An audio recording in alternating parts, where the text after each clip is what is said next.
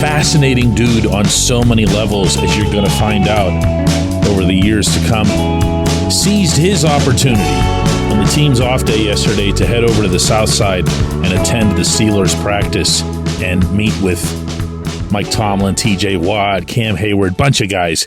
Good stuff. Good morning to you. Good Friday morning. I'm Dejan Kovacevic of DK Pittsburgh Sports, and this is Daily Shot of Pirates. It comes your way bright and early every weekday. If you're into football and or hockey, I also offer daily shots of the two teams in town that care. The Steelers, of course, have always been one of those. Neither they nor the Penguins have been anywhere near as successful as they're used to being for the past handful of years. But there's no one anywhere who would suggest that it'd be because they don't care. You only have to be around them for a few minutes to see the difference. And please spare me the whole baseball is different thing, because I've also been around, not often, but I've done it, winning Pirates teams in 2013 to 15. And believe me, you could feel it then, too. And I'm sure Skenes' intentions were exactly what you'd think they were. So I'm not about to twist his visit into something like, ooh, it's about time he went to hang out with some. But when you see the videos and the pictures that were sent out from there, and you see Tomlin saying something to Skenes, big fan, big admirer of your work, and Tomlin's heading down the hall, and he turns around and he says one more thing. I really appreciate how professional you are on the mound, how you carry yourself. That's a cool thing. That's a Steelers thing. That's something that you would hear in their world. One of the reasons, and I'm positive about this, that I've been as tough as I have on the Pirates, particularly ownership and management over the years, is that I'm also around the other two teams. That's not the norm. Most reporters cover just one team. They're around just one team. And when I'm bouncing back and forth, I can feel the difference. I see it. I hear it. Now I'm trying to picture, again, promising not to turn a good thing into a bad thing here, but just, ride with me here. Picturing Skenes going back to PNC Park this afternoon, walking into that mopey clubhouse, seeing the same 5 million people who don't belong in it, rolling around the edges of the hallways, the army of collared shirts, whoever these people are, 5,000 instructors for every player, no urgency, no build up because the game doesn't mean anything. Well, it does to the other guys, because the Royals, who play in big market Kansas City, are battling for first place with big market Cleveland. But for the Pittsburgh guys, it's nothing, and I'm sure the players have heard that Ben Cherington, for some bizarre reason, gave a vote of confidence to Derek Shelton, even though Cherington can't conceivably know that he'll be back. And somehow that was allowed. And the whole, I'm going to be honest with you here today, okay? I gave some serious thought over the last 24 to 48 hours about just not doing this for a while, this specific show, because I don't have anything new to say. And I'm not about to manufacture something. We don't need the views and the listens and the clicks in some desperate way. And you should probably know by now the Pirates don't account for many of those anyway. I cover and have covered the Pirates for 20 years, and I've done it, I'd like to say, at the same level, or at least with the same level of effort that I have the other two teams in town, because that's how it should be. Did you know that based on market research, Pittsburgh is the only city in America where the Major League Baseball franchise is third in popularity in its own city? But what that doesn't tell you is that they're a distant third, and they're a distant third for a reason. Because Pittsburghers, contrary to whatever it is that Cherington thinks, aren't stupid, nor do they lightly tolerate BSers, and that's what he is. That's what this whole operation is. Or at least maybe the best way to put it is what this whole operation's become, again, over these last couple of years. Bob Nutting fired everybody in 2019. He started completely clean. I applauded that. after having spent most of that summer reminding him that it's our team, not his, and that he, as the steward of the franchise, should never have felt comfortable keeping those guys on if the public overwhelmingly wanted them gone, which was the case. And then, eventually, they were. Well, we're there again, only it didn't take 12 years this time, and there was never any successful period. Like there was with the last guys, it's been 5 years of flat-out failure. And if they're allowed to stay, if these guys are allowed to stay, then this isn't to be taken seriously. None of it. And if any site should remind you of that, it's anything at all involving Skenes. This team has been blessed undeservedly by the baseball gods to have this incredible kid fall into their laps.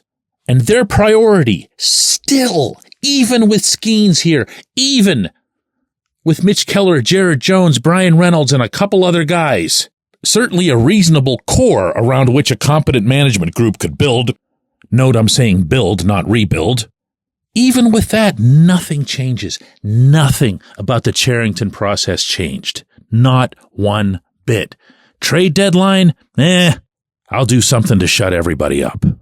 Acquiring other players as needed over the course of the season, including when the team was in actual, honest-to-God contention in July, doesn't feel right, doesn't fit with the process. Seriously. I'm going to ask it again. What are we doing here? What are we doing here? When we come back, J1Q. It's Gun Storage Check Week. Help prevent unwanted access to your firearms. No one wants their unsecured gun to be used in an accident, a suicide, or a crime.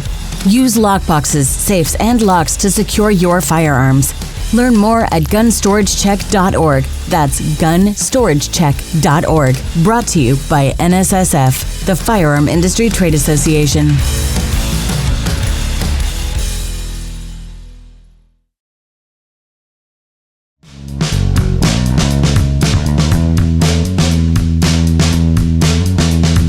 Today's J1Q comes from Rob, who says, DK, I feel like the Pirates have been gaslighting me. I'm in Florida, so I don't attend games regularly. I do go to multiple spring training games. I go to games that are played in Tampa and Miami, and I make my yearly pilgrimage to the most beautiful ballpark in America, and I pay $30 a month for the MLB broadcast package. Ben Cherington's press conference Wednesday felt like a slap in the face that snapped me back to reality. I'm insulted. What, as a fan, can I do that'll resonate with ownership that it's time to make a change? I'm going to answer this first with a what not to do, because this seems to be the one thing that everyone wants to do when they're mad at the Pirates, and that's to wait for journalists, reporters, columnists, commentators to go at the Pirates, thinking that that's going to pressure them. Take it from someone who knows. Yes, media can make a difference. I'm pretty sure that something I wrote this summer already resulted in one of Cherington's firings.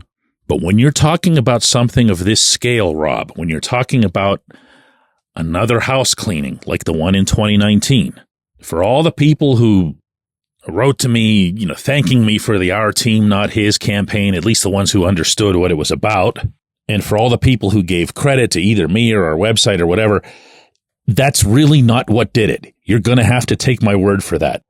What did it was your response. What did it was you being vocal. What did it was fans not buying season tickets at all, which scares the living hell out of any franchise owner.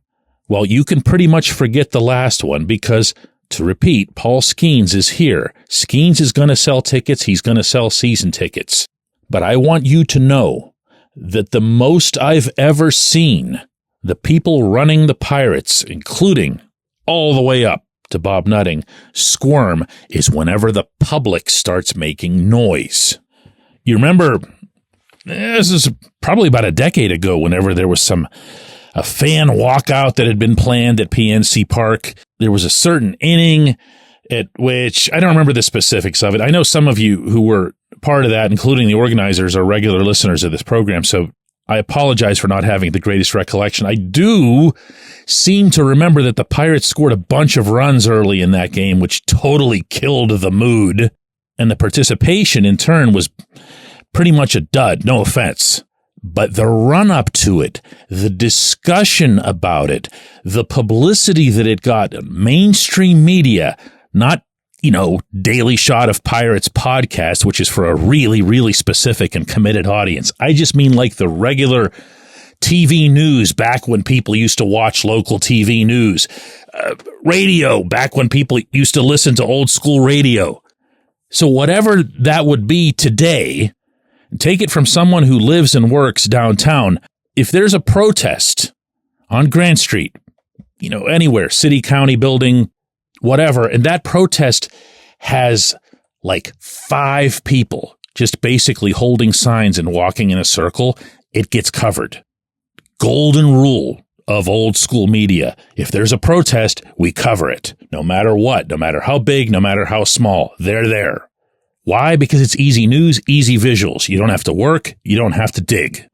But the result, it never fails. It never fails. Every last time, the protesters get all of the publicity they could have possibly sought and that much more. Now, I realize I'm speaking this into a vacuum. Nobody's ever going to do this. Nobody's ever going to organize a protest in front of 115 Federal, walk around with signs, sell the team, Bob, or whatever else here. But I can still tell you that it would work. I can still tell you that it would work way more than anything that I could speak or write, while also repeating that it's not going to happen because people just aren't like that anymore. They think that if they pound their fist on social media, that someone's going to pay attention. And that ain't it. That ain't it. I appreciate the question. I appreciate anybody who would still waste their time listening to this show. I've got a weekend of covering an important football game Sunday in Denver. I'm going to do a lot of thinking over the weekend. I don't know right now. It's not a protest on my part. It's not a boycott on my part. I'm a reporter, but I'm a reporter who's run out of stuff to say here. I appreciate all of you, and I appreciate all of you listening.